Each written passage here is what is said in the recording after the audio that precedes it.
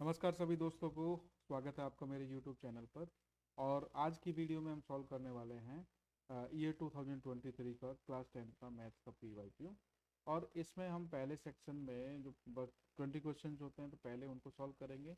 फिर इसका पार्ट 2 होगा, second part of the video. उसमें हम सेक्शन बी और सी के क्वेश्चंस को सॉल्व करेंगे। और लास्ट पार्ट में बचे हुए जो जितने भी 4-5 नंबर के क्वेश्चंस आते हैं, केस स्टडीज आती है, उनको सॉल्व करने की कोशिश करेंगे। तो चलिए इसी के साथ स्टार्ट करते हैं। तो हम देखते हैं कि क्वेश्चन नंबर 1 जो है, इसमें पूछा गया है कि if sum of the polynomials of, यहाँ पे पॉलिनोमियल दे रखी है हमें और सम दे रखा है √2। तो के की वैल्यू बतानी है, ये के की वैल्यू हमको बतानी है। तो यहाँ पे हम देख सकते हैं कि अगर मैं इसको स्टैंडर्ड फॉर्म से कंपेयर करता हूँ, स्टैंडर्ड फॉर्म मतलब ax² प्लस bx प्लस सी से कंपेयर करता हूँ, तो a जो है यहाँ पे 2 है और b जो है -k√2 है और c जो है 1 है। हमें दे रखा है कि अल्फा प्लस बीटा यानी कि सम ऑफ द रूट्स जो है वो √2 है। और हम जानते हैं कि अल्फा प्लस बीटा -b/a के बराबर होता है। तो -b/a के बराबर होता है, तो यहाँ से हम वैल्यूज रख देते हैं -k√2/2। तो हमें अल्फा प्लस बीटा दे रखा है जो कि √2 के बराबर होता है, और माइनस माइनस प्लस, तो k√2/2। यहाँ से ये √2 कैंसिल हो जाएगा और 2 इधर चला जाएगा, तो k की वैल्यू हो जाएगी 2।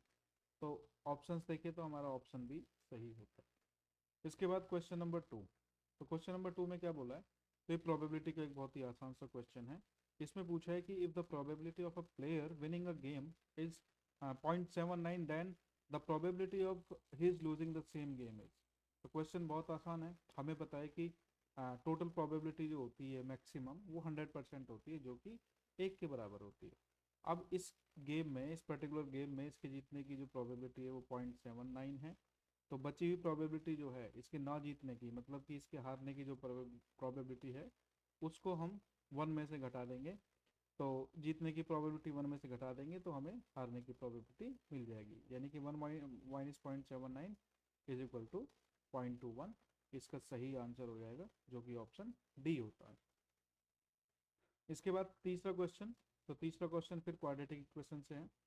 तो ax² प्लस bx प्लस सी इज इक्वल टू 0 है और उसके रूट जो है रियल हैं और इक्वल हैं। तो इनमें से कौन सा ऑप्शन ट्रू है। तो यहाँ पे हमें कंडीशन दी है रियल एंड इक्वल। तो हम जानते हैं कि किसी भी क्वाड्रेटिक इक्वेशन के इक्वल और रियल रूट कब हो सकते हैं। अगर हम इसको लिखें फॉर्मूले को, तो b² minus 4ac upon 2a। तो इसमें अगर ये अंडर रूट वाला पार्ट जो है, जिसे कि हम डिस्क्रिमिनेंट भी बोलते हैं, ये अगर 0 हो जाए तो हमारे पास रूट बचेंगे b/2a। तो दोनों ही रूट सेम हो जाएंगे और रियल हो जाएंगे। तो उसके लिए कंडीशन है b² minus 4ac must be equal to 0। तो b² माइनस 4ac 0 है, तो b² कितना हो जाएगा, 4ac हो जाएगा। और यहाँ से ac कितना हो जाएगा, b²/4। तो इस हिसाब से हमारा ऑप्शन सी जो है वो सही है। उसके बाद नेक्स्ट क्वेश्चन। नेक्स्ट क्वेश्चन में क्या है, ए की वैल्यू दे रखी है, a7 दे रखा है, an जो है वो 84 दे रखा है, और sn जो है वो 2093/2 दे रखा है। तो इन तीनों के फॉर्मूले, an और sn का फॉर्मूला अगर हम यहाँ रखते हैं, तो 84 इज इक्वल टू ए मतलब 7, तो 7 प्लस n-1 इंटू डी। तो यहाँ पे 7 इधर चला जाएगा, तो n-1 इंटू डी हमारे पास बचेगा। 84 में से 7 गए 77। तो यहाँ से n-1 इंटू डी की वैल्यू आई। अब एस एन का फॉर्मूला लिखते हैं। तो एस एन हमें दे रखा है 2093/2, और ये होता है n/2 2a। 2a means 14 here, n-1 into D. तो n-1 इंटू डी कितना दे रखा है हमको, 77। तो यहाँ पे हम 77 रख देंगे। इन दोनों को जोड़ देंगे, 2 से 2 कट जाएगा। 14 प्लस 77 जो हो जाएगा वो हो जाएगा 91। तो n कितना हो जाएगा, हमारा हो जाएगा n 2093/91। अब इसकी वंस डिजिट 1 है, इसकी 3 है, तो आंसर जो है डिवाइड करने पर ऐसा आएगा जिसमें वंस डिजिट 3 होनी चाहिए, जो कि हमारा सी है। फिर है क्वेश्चन नंबर 5। तो क्वेश्चन नंबर 5 जो है वो एलसीएम है, एलसीएम से रिलेटेड है। तो यहाँ पे हमको पी दे रखा है 18a² b⁴ और क्यू दे रखा है 20a³ b²। तो यहाँ से जब एलसीएम निकालेंगे पी और क्यू का तो क्या होगा, least common multiple. Least common multiple मतलब इन दोनों का एलसीएम निकालो, इनके फैक्टर्स करो। तो फैक्टर जो है पहले वाले के हो जाते हैं, पी के हो जाते हैं 2 × 3 × 3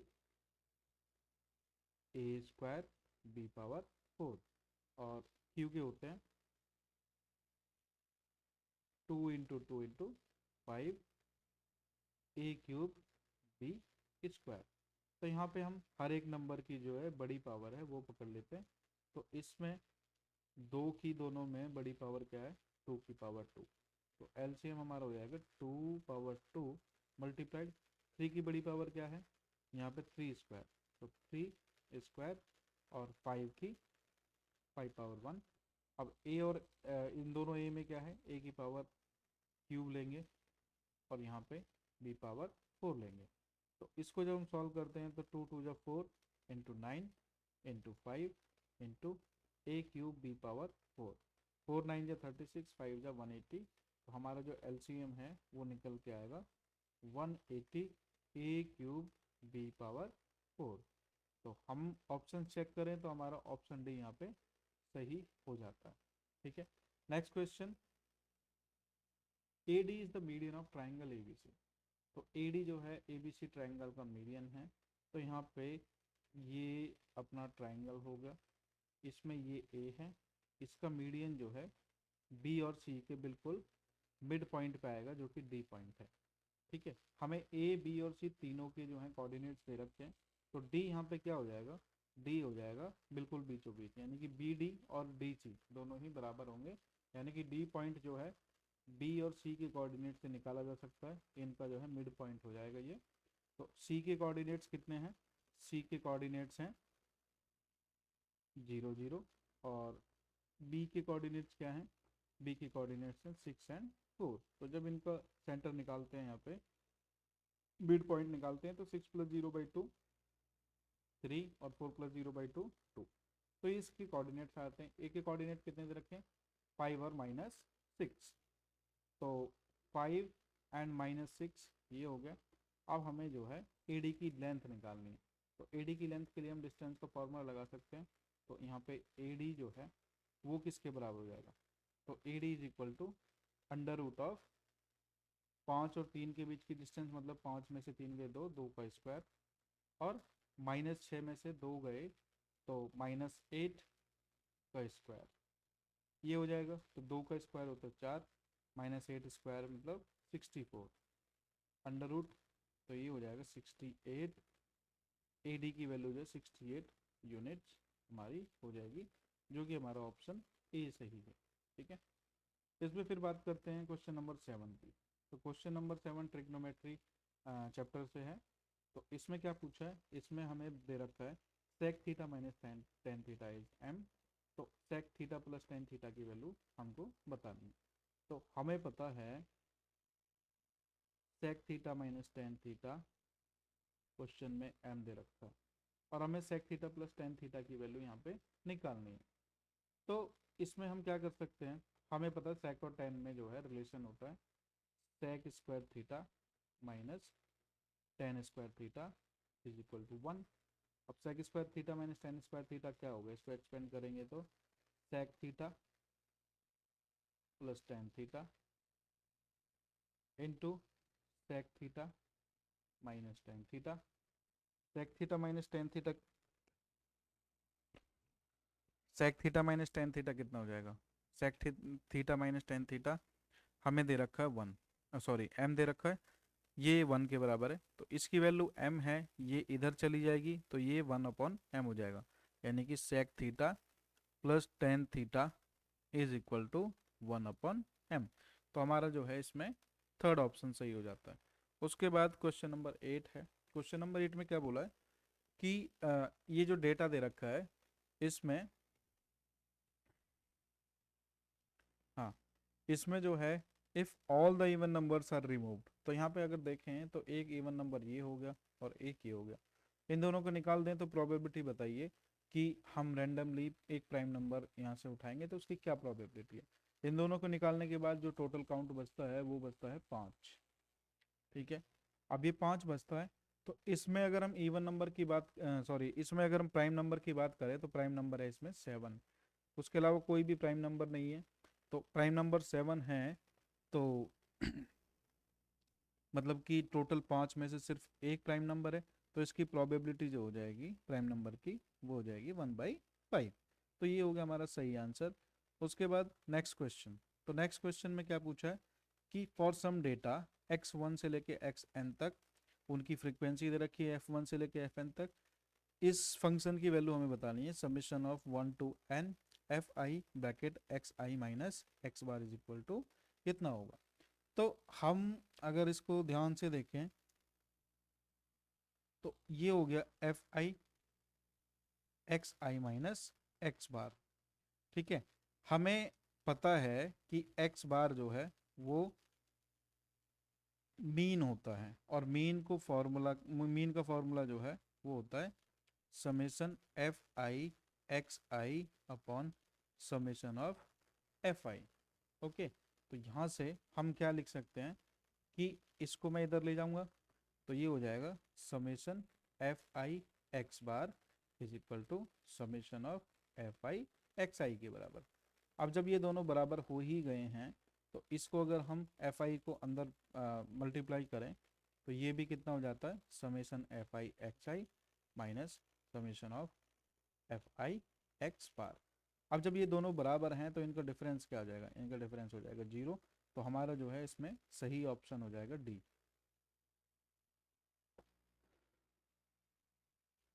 नेक्स्ट क्वेश्चन है zeros of a polynomial P x x square plus P x plus Q R twice the zeros of the polynomial 4x square minus 5x plus 5x minus 6। तो यहाँ पे दोनों पॉलिनोमियल्स को लिख लेते हैं, x square plus P x plus Q, दूसरा polynomial है 4x square minus 5x minus 6, दोनों क्वाड्रेटिक हैं। तो इनके जो रूट्स हैं, अब वो सपोज इसके रूट हैं x1 और x2, या फिर इसको अल्फ़ा बीटा से ले लेते हैं, अल्फ़ा 1 बीटा 1, और इसके रूट हैं अल्फ़ा 2 एंड बीटा 2।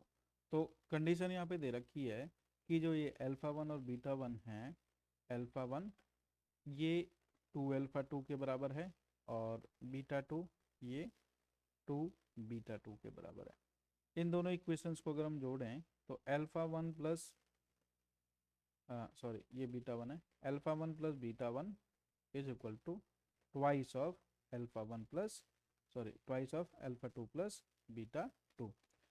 तो हमारे पास अल्फ़ा 1 प्लस बीटा 1 और अल्फ़ा 2 प्लस बीटा 2 दोनों होते हैं यहाँ से। क्यों? क्योंकि हमारे पास जो है फॉर्मूला है माइनस बी अपॉन ए का। तो इस केस के लिए बी कितना है, पी है, तो माइनस पी अपॉन ए, इसमें 1 है तो पी अपॉन 1।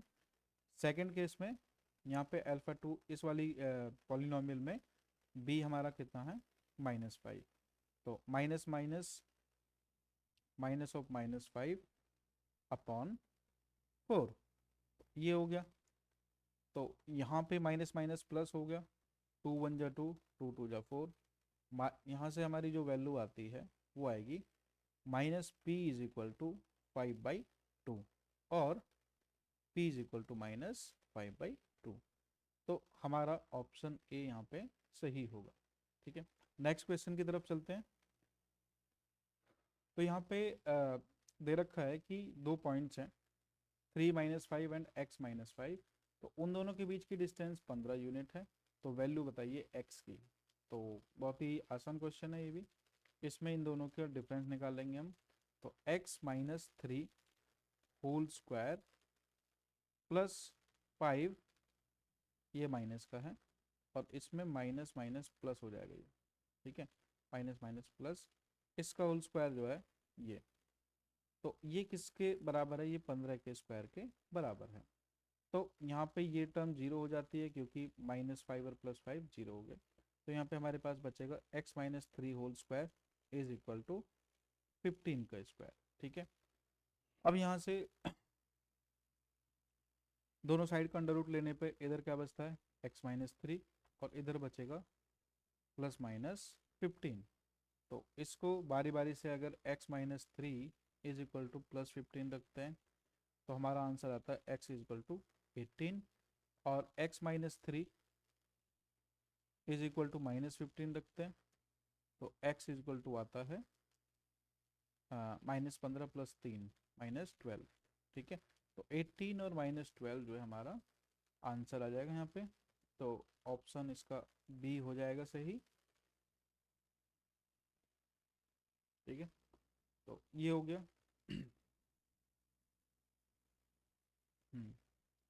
ओके, तो ये प्लस माइनस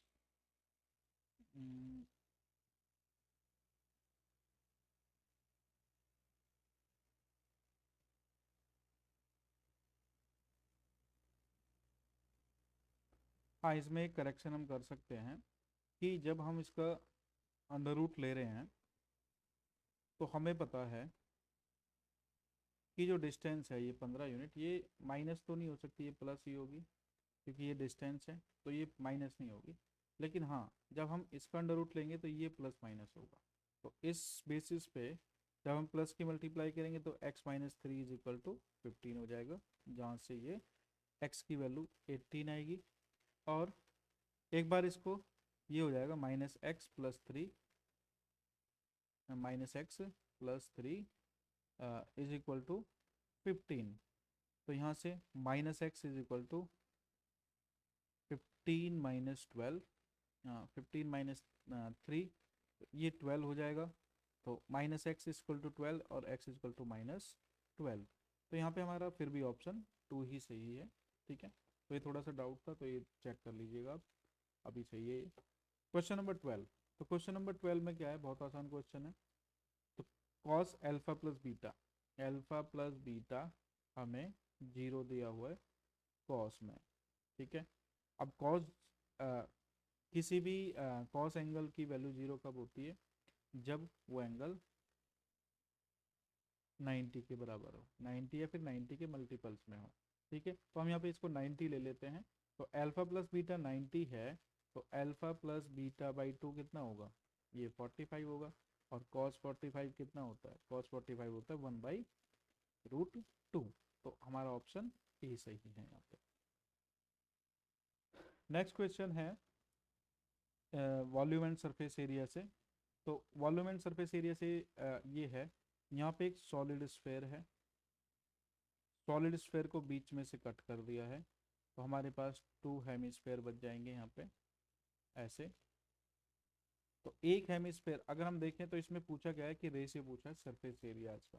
तो सॉलिड हेमिस्फेयर का सॉलिड स्फेयर का जो सरफेस एरिया होता है वो होता है 4πr²। और एक हेमिस्फेयर का एरिया कितना होता है πr², तो इसका बेस का हो गया। और इसका कर्व सरफेस एरिया होगा 2πr²। तो टोटल हुआ 3π, एक का 3 है तो दोनों का कितना हो जाएगा 6πr²। तो इनका जो टोटल टुगेदर एरिया हमको लेना है यहाँ पे, तो उस हिसाब से ये स्फेयर टू हेमिस्फेयर का कितना हो जाएगा 4πr² अपॉन 6πr²। तो सब काटेंगे हम इस पे, यहाँ पे 2 और 3 हमारा बचेगा, तो हमारा ये ऑप्शन सही हो जाएगा। नेक्स्ट क्वेश्चन है थ्योरी बेस्ड क्वेश्चन है। यहाँ पे पूछा गया है कि middle most observation of every data arrange in order is called. तो ये एक डेफिनेशन है और ये मीडियन की डेफिनेशन है। यानी कि किसी डेटा को अगर रैंडम ऑर्डर में दिया है, उसको अगर हम असेंडिंग या डिसेंडिंग ऑर्डर में अरेंज करेंगे और उसके बाद बिल्कुल बीच की जो वैल्यू है, सेंटर की जो मिडिल मोस्ट वैल्यू है, वो क्या होती है, वो मीडियन होती है। मीडियन की डेफिनेशन है, तो इसका बी ऑप्शन सही है। नेक्स्ट क्वेश्चन है the volume of largest right circular cone that can be carved out from a solid cube of H2। अब यहाँ पे सीधी सीधी जो है क्वेश्चन में ये कंडीशन दे रखी है कि एक क्यूब है, एक क्यूब है उस क्यूब में से हमें काट के जो है एक राइट सर्कुलर कोन निकालना है। तो सीधी सी बात है कि उसकी मैक्सिमम गहराई जो है, हाइट है, वो भी उतनी होगी जितनी साइड है। तो इस केस में 2 सेंटीमीटर होगी, और उसकी डायमीटर जो है वो भी 2 सेंटीमीटर होगी। तो यहाँ पर रेडियस 1 सेंटीमीटर होगी। तो इसमें वॉल्यूम पूछिए, वॉल्यूम ऑफ कोन, तो ये हो जाएगा 1/3 पाई r स्क्वायर एच। ठीक है, तो 1/3 पाई r स्क्वायर एच, तो 1/3 पाई r स्क्वायर एच मतलब 1 स्क्वायर इंटू 2। तो यहाँ पे इसको सॉल्व करने के बाद 2 पाई/3 हमारा आंसर होगा सेंटीमीटर क्यूब या फिर क्यूबिक सेंटीमीटर। तो इससे डी ऑप्शन हमारा सही हो जाता है। उसके बाद नेक्स्ट क्वेश्चन। तो नेक्स्ट क्वेश्चन में क्या पूछा है, ये प्रोबेबिलिटी का क्वेश्चन है। दो डाई हैं, उनको एक साथ फेंका जाता है। The probability of getting the sum of numbers on 2 dice as 2, 3 और 5। तो यहाँ पे एक साथ फेंकी जाती है, तो यहाँ पे जो टोटल नंबर ऑफ आउटकम्स होंगे वो कितने हो जाएंगे। तो टोटल आउटकम्स हमारे पास होंगे 6 × 6। ठीक है, टोटल 36। क्यों? क्योंकि एक डाइस 6 आउटकम देती है, और उनके जो कॉम्बिनेशन बनेंगे दोनों के एक साथ, तो वो 36 बनेंगे। ठीक है, अब 36 में से बोला है कि आ, दो डाई हैं, अगर उनका जो getting sum of the numbers on 2 dice 2, 3 और 5, तो 2 सम कितनी बार आ सकता है, 1 और 1, एक ये आ गया यहाँ पे। 3 के लिए 1, 2, 2, 1। 4 के लिए, सॉरी 5 के लिए 1, 4, 4, 1, 2, 3, 3, 2, टोटल 4।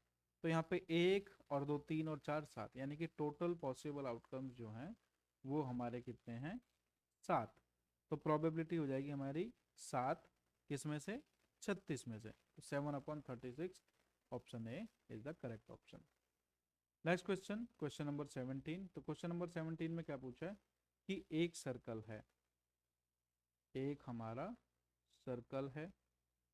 इस सर्कल के सेंटर का हमें डेटा दे रखा है जो कि 2, 0 है, और ये जो डायमीटर है इसके एक साइड कितना है, 6, 0 कोऑर्डिनेट। सपोज दूसरी साइड कितना होगा, हाँ, तो यहाँ पे ये x और 0 होगा। क्योंकि सेम लाइन है तो यहाँ पे y की वैल्यू 0 ही होने वाली है, तो हमें x की वैल्यू पता होनी चाहिए।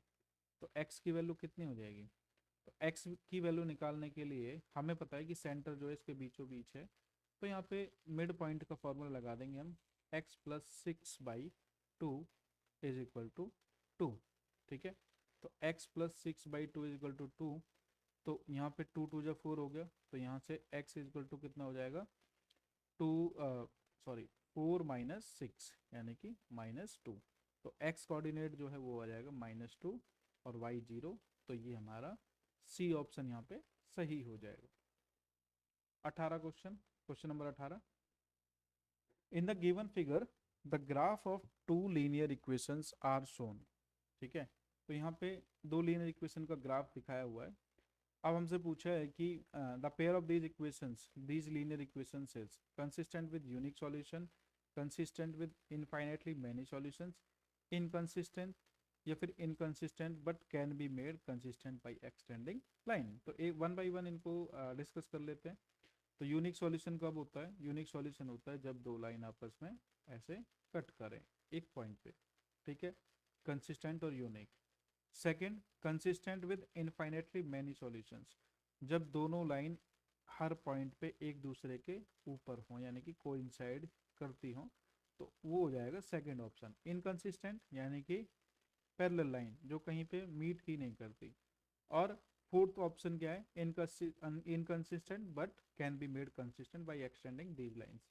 तो जो इनकंसिस्टेंट होगा उसको कितना भी एक्सटेंड कर लो वो कंसिस्टेंट नहीं हो सकता। ठीक है, क्यों? क्योंकि वो मिलेगा ही नहीं, वो कहीं पे सॉल्यूशन नहीं देगा एक्सटेंड करने पे। तो यहाँ पे हम देखते हैं कि इन लाइंस को, इन दोनों का जो स्लोप है वो आपस में पैरेलल नहीं है, यानी कि इनको हम एक्सटेंड करते हैं ऐसे तो ये किसी एक पॉइंट पे कट करती है। तो इसका जो सही ऑप्शन है वो है कंसिस्टेंट विद यूनिक सॉल्यूशन। ठीक है, तो इन दोनों लाइंस का एक यूनिक सॉल्यूशन है। नेक्स्ट क्वेश्चन है, तो क्वेश्चन नंबर 19 एंड 20 जो है वो statement of assertion is followed by a statement of reason. तो यहाँ पे हमें करेक्ट ऑप्शन चूज करना है, तो पहले वन बाय वन क्वेश्चन पढ़ लेते हैं। एसर्शन हमें दे रखा है कि tangents drawn at end points of a diameter of a circle are parallel. तो ये हमारा सर्कल हो गया। अब इसमें सपोज यहाँ पे हम डायमीटर लेते हैं ऐसे, और इसका एक एंड पॉइंट यहाँ पे है, एक एंड पॉइंट यहाँ है। तो यहाँ से जो टेंजेंट जाएगी वो सीधी जाएगी ऐसे, और यहाँ से भी जाएगी वो भी ऐसे जाएगी। और हमें पता है कि सेंटर से किसी पॉइंट पे, किसी टेंजेंट पे जो लाइन सेंटर से पॉइंट को लाइन मिलाती है वो हमेशा 90 डिग्री होती है। ये इधर भी 90 है और इधर भी 90 है। और क्योंकि एक ही लाइन है, एक लाइन के दो एंड पे अगर 90 डिग्री की दो लाइन खींची जाए तो वो हमेशा पैरेलल होती है। तो इसलिए जो हमारा ये ऑप्शन एसर्शन ए है ये सही है। अब रीजन की बात कर लेते हैं। Diameter of a circle is the longest chord. तो इसकी रीजनिंग सही है। डायमीटर जो है सबसे लंबी कॉर्ड होती है, उसके अलावा आप कहीं पे भी ड्रॉ करके देख लो वो हमेशा डायमीटर से छोटी ही होगी। That means the assertion and reason both are correct, and reason are is correct explanation of the assertion A. तो ऑप्शन ए 19th का ऑप्शन ए हो जाएगा। अब 20 की बात करते हैं। तो 20 में क्या है, if the graph of a polynomial touches X axis at only one point then the polynomial can not be a quadratic polynomial.